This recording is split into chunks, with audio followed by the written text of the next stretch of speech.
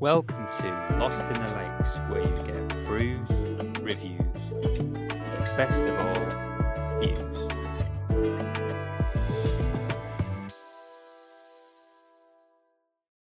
Okay, so we're starting from this car park behind me here. We're going back down that way. I thought I'd come up here because it was a bit quieter, and then I'll take you up the ridge of Catbells.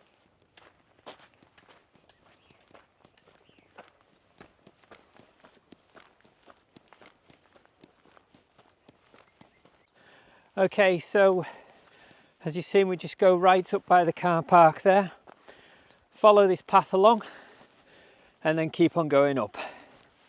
Okay, if you got parked along the road, there is a little couple of parking places. Ignore that one where that van is because they've just got a ticket. You walk along the road up here, and then you come to this path here, and this is the one that meets up with this one.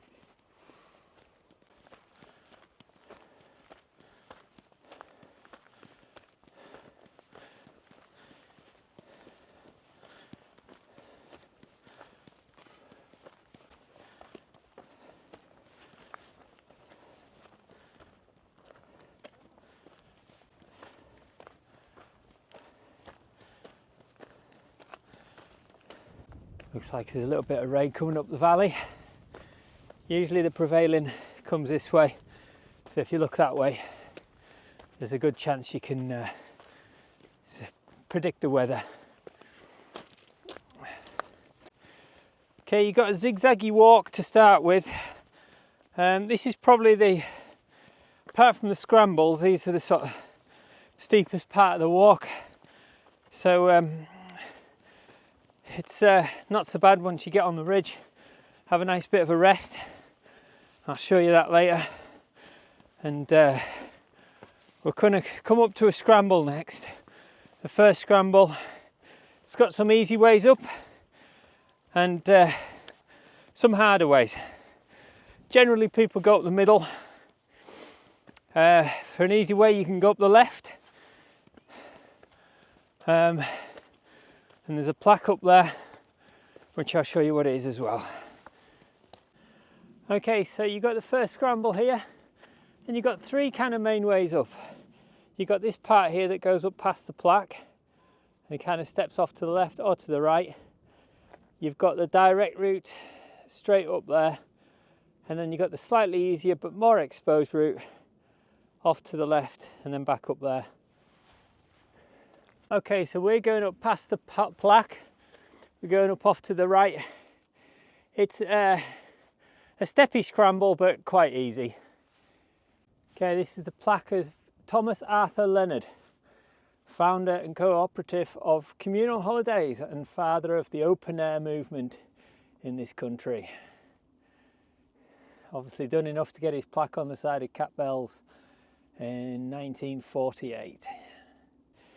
There's all the routes up this side. I believe the other walk I've done went up the other side, so I thought I'd keep up this way so you can see the crag and the route that most people take. Next you've got a little ridge walk up to the top from where you can see there, and it's level all the way and then down to the next step, which is to the top of Catbells. Okay, so just had a button up, put a waterproof on. You can see the rain coming in now. So you've got this ridge walk here, which drops down, and although it looks really steep and horrible, this little scramble up has only got a couple of steps, which isn't too bad. Just as you're coming down here, you can sort of see the path that goes off to the left-hand side, and then when you get up to the scramble, when it's bad, usually the right-hand side is a bit more shaded. But obviously don't go too far right because then you can come off the trail. But if you stick to the trail and sort of zigzag up on the right-hand side, it's usually the easier side. Okay, when you get to this little scree walk thing, continue on off to the right, you can see where everyone goes, and you kind of zigzag up like that way, and you can just see where them people are there. You just go up that little step and then back on yourself left, and then up to where the top is there. when the weather's nice, you can take any route really. It's just this, it tends to be a little bit more shaded on the right hand side. Just give you an idea what it's like coming up here. Just quite a steppy little climb up. When you're looking back at it from there, it looks almost vertical, but it ain't too bad.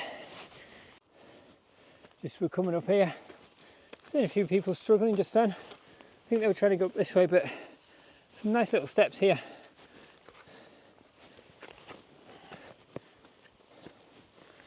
And then just onto your right, then it comes back on yourself. Okay, here's where it comes back on itself. And again, just kind of make your way up there. It's just a steppy little walk. Again, this is in the wet and it's still got a fair bit of grip. Just keep an eye out for the polished stone, just because a lot of people do come up here. But once you're up onto this section here, you've got another little step there, and I'll show you that one. So I'm just going to stand back here because there's a few people. We've got a couple of ways up. Steppy route there on the left. There is a little sheep track right down on the left hand side if you're really struggling. Just be careful in the wet. The way up is off to the right. You've got a little step up and then just climb up from there. Just as a little note, this is where that sheep track goes, and it comes up on your right there. In the wet it's pretty bad, but in the dry it avoids all these rocks. If you were to come off this way, this is where I see people trying to climb up.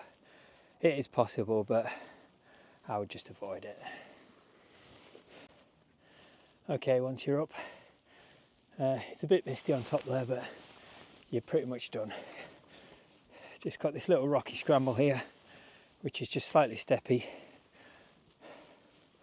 and then you're at the top at that point.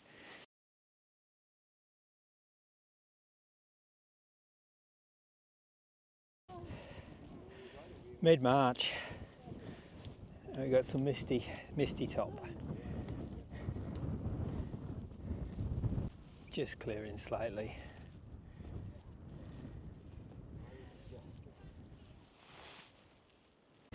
Okay, coming off here, if you stick to the left hand side, take this path here, it saves you doing a little cliff climby bit.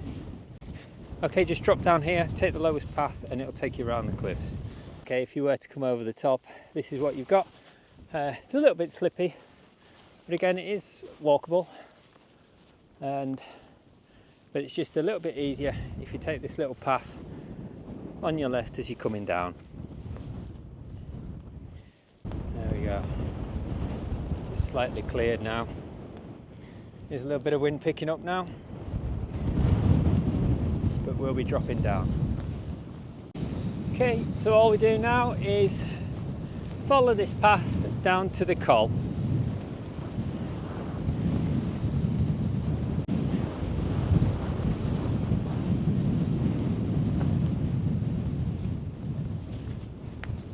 You just see a path off up to a mine over there. Might go and have a little explore. Okay, we're coming down to the col of Hawes Gate. You go up that way, go off to Maiden Moor, down that way takes you into Manstey, bottom end of Derwent. You can just see the lake there. Go back down on the right here, takes you back into Newlands Valley. Just going to take this little path over here to this mine and have a little look in, see what we can see. Okay, so just go off to the right here. We're just getting out of the wind now, which is quite nice. Going towards this mine, have a little look in. Okay, if you didn't want to do the mine thing, you can go down this track here. We'll be meeting up with this track. Actually comes from Maiden Moor and then goes down that way and then diagonally down all the way back to where we started.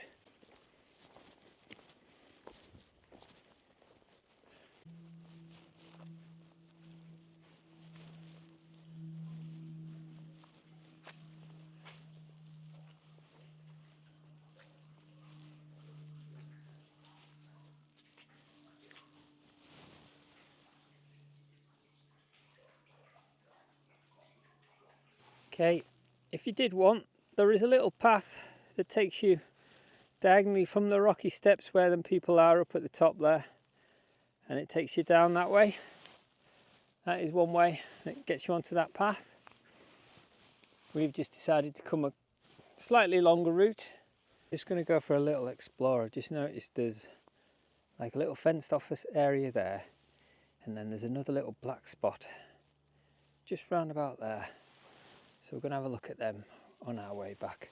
So we'll take this path, cut through here, have a look at this, carry on going, and you can just see a track that sort of goes off to the right and up, and then we'll go cut through there. So a little bit of a scree run down here, and then off onto that side. Imagine this little path here in summer would be quite hard to find, probably hard to get to as well, just with all this bracken. At the moment it's still dead, so we'll just zigzag through. A couple of little interesting divots here. All this place used to be a big mine, a big quarry, looking for slate and all sorts. Just round the corner there's Gold Scope Mines, which has got had gold in it, and so all around here, all these little bits here, all sorts of iron ore, slate and minerals. Well, it's fenced off for a reason, so we'll see where it goes. It's a pit, but it could be an old shaft. Another little hole in the fells there, some bones of a sheep.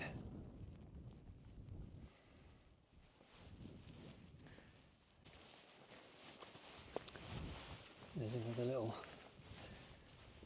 divot down here. It looks like maybe these would have been like excavations. And then we've got some old buildings here. So this could have been the old quarry mine huts, buildings, whatever they were. Let's drop down into them and have a look.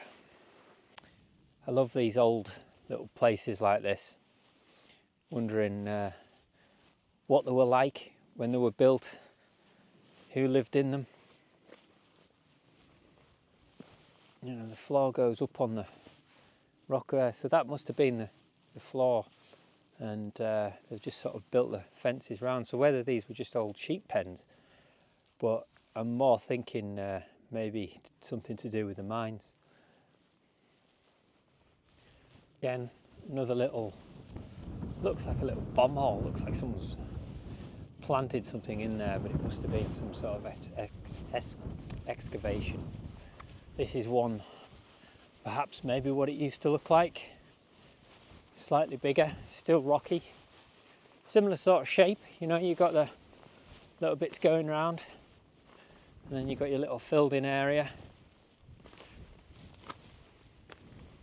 Whether these were old pits, just filled in.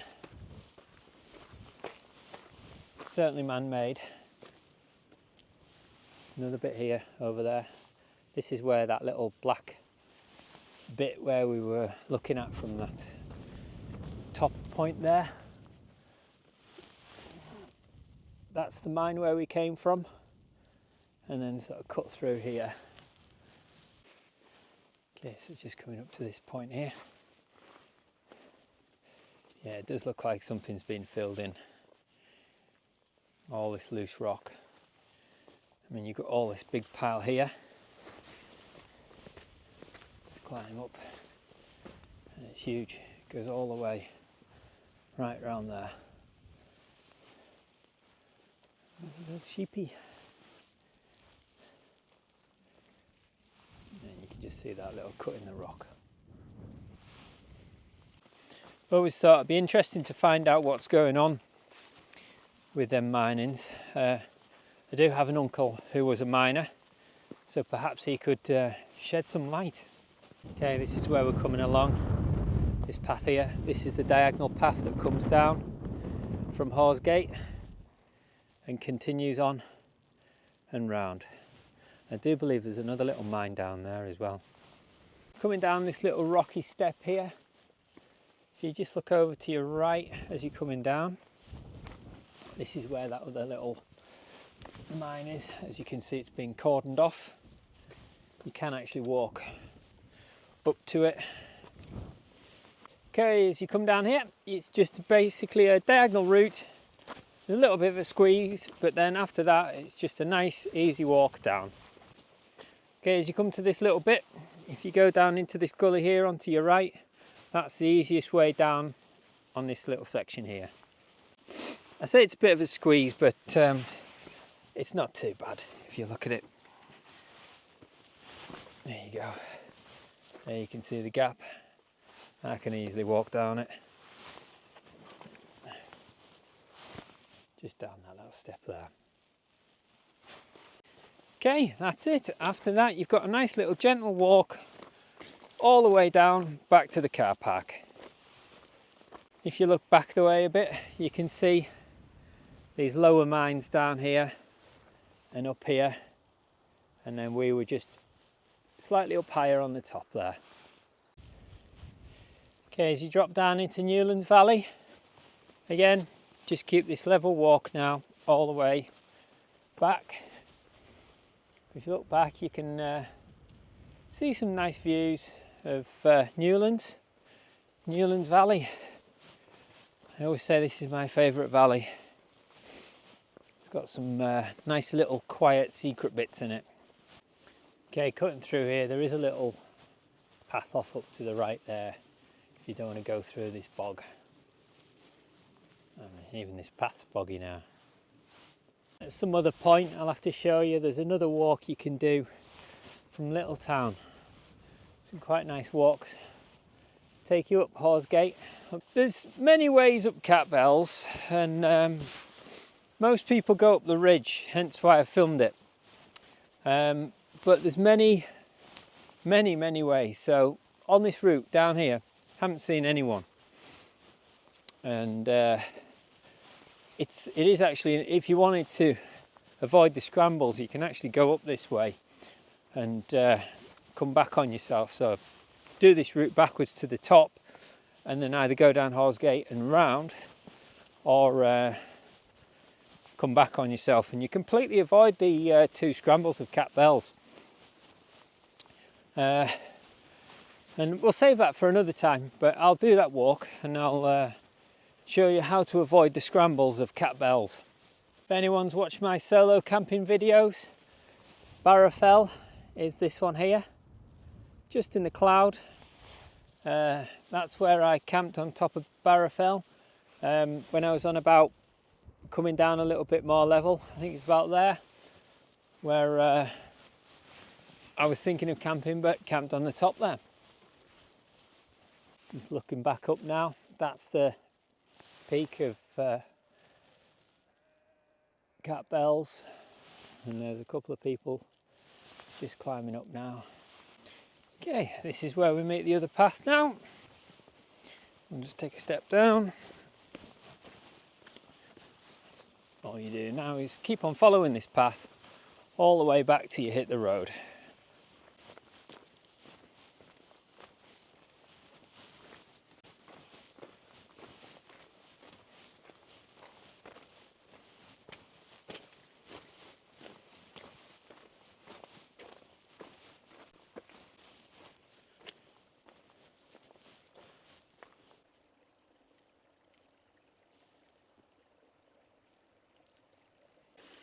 As we're saying how quiet this route is compared to the one up the top there, I've just counted about 15 people up the ridge there, and again, no one down this way. Still haven't met anyone. You can probably still see some people going up. You see one person on the ridge, about 3 or 4 on that last step, and then a few more, and there's a couple just up here as well. And again, where I am, not a soul. I mean, okay, it is midweek, it's not a school holiday, so you will get more people coming up this way, but comparatively this route here is a lot quieter. Okay, as you're coming into the little hamlet of Skelgill, these little houses here, this is when you know you're going to be coming to the roadside now. Okay, this is where it drops onto the road, and then homeward bound. Okay, and then all you have to do now is follow this road down to the car park on the right hand side where we started, and that's been the full loop of Catbells and down the back. Okay, so that's been me from Lost in the Lakes, and we'll see you in the next one.